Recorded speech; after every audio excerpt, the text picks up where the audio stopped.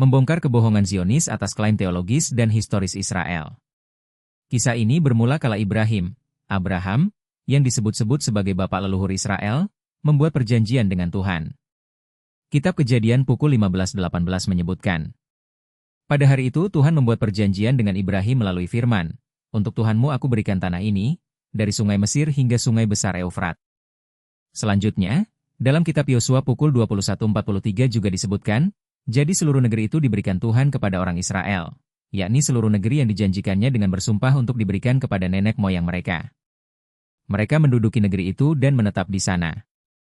Beberapa kutipan ayat kitab suci tersebut seringkali menjadi sumber pembenaran atas berdirinya Israel sebagai satu-satunya negara Yahudi di dunia.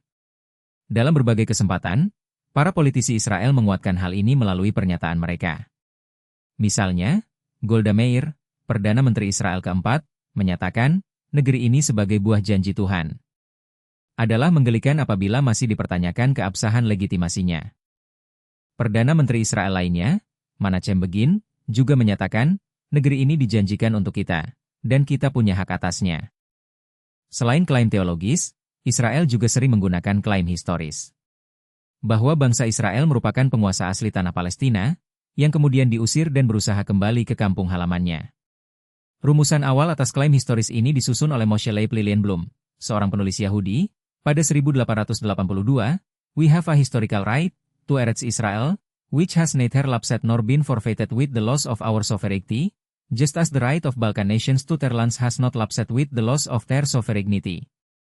Klaim inilah yang juga tertera pada deklarasi berdirinya negara Yahudi Israel pada 1948, by virtue of our natural and historical right and on the strength of the resolution of the United Nations General Assembly, hereby declared the establishment of a Jewish state in Eretz Israel, to be known as the State of Israel. Di sisi lain, bangsa Palestina dianggap sebagai bangsa Kanaan yang harus dimusnahkan, sebagaimana yang tertera dalam kitab Ulangan pukul 20:17, tumpah sama sekali, yakni orang Het, orang Amori, orang Kanaan, orang Feris, orang Hewi, dan orang Yebus, seperti yang diperintahkan kepadamu oleh Tuhan, Allahmu. Memang benar, bahwa catatan sejarah menunjukkan pada tahun 2500 SM wilayah Yerusalem ditempati oleh bangsa Kanaan yang berasal dari Tenggara, Bahrain. Mereka membangun wilayah tersebut menjadi sebuah kota dan menamakannya Yerusalem, layaknya nama dewa bangsa Kanaan. Berdasarkan penemuan arkeolog, mereka telah membangun tembok setinggi 8 meter pada abad ke-17 SM di sebelah timur Yerusalem untuk melindungi sistem pengairan mereka. Menurut Ian Lustig, ilmuwan dan spesialis politik Amerika tentang sejarah modern dan politik Timur Tengah, pada dekade 80-an, para pemimpin Partai Gus Emunim, sebagai gerakan aktivis sayap kanan Yahudi Ortodoks Israel, menjadi garda terdepan dalam memerangi rakyat Palestina yang dianggap sebagai bangsa Kanaan atau Amalek dan menyarankan agar memberlakukan penghancuran total kepada mereka karena menentang kekuasaan Israel di Palestina. Niels Peter Lemche, seorang sarjana Bible dengan bidang penelitian mencakup sejarah Israel, Perjanjian Lama, dan arkeologi, bahkan menyatakan bahwa kolonisasi bangsa Eropa pada abad ke-19 diinspirasi dari hukum perang dan penghancuran dari ayat-ayat Bible.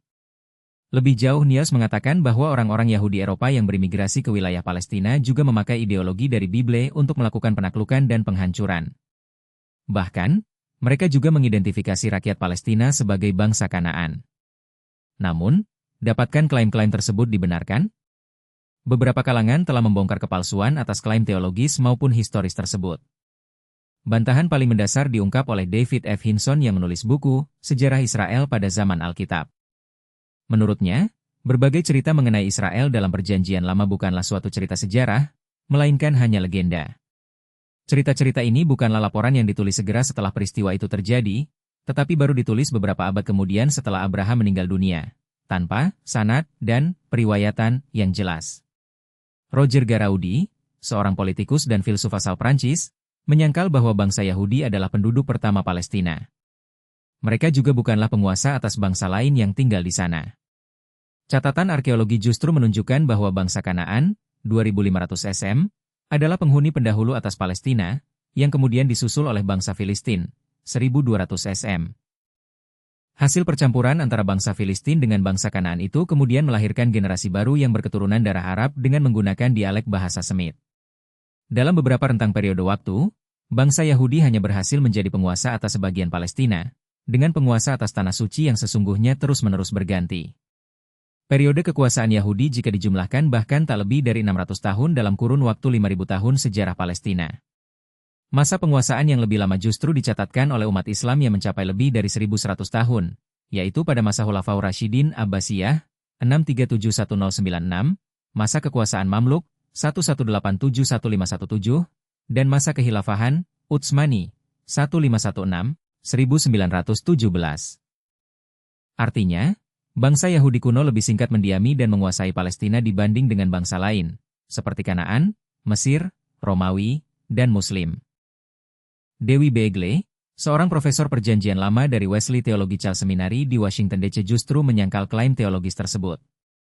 Sebagai ahli Injil, menurutnya bangsa Yahudi tidak memiliki hak atas janji Tuhan tersebut, karena mereka tidak berhasil mematuhi perintah-perintah Tuhan. Kalangan lain yang juga menentang klaim ini adalah para rabi dari Jerman, yang menolak pelaksanaan Kongres Zionis Dunia di Munich pada 1890, sehingga harus diundur dan dipindahkan ke Basel, Swiss, pada 1897. Para rabi ini berpandangan bahwa mendirikan negara Yahudi di Palestina adalah bertentangan dengan janji mesianik Yudaisme.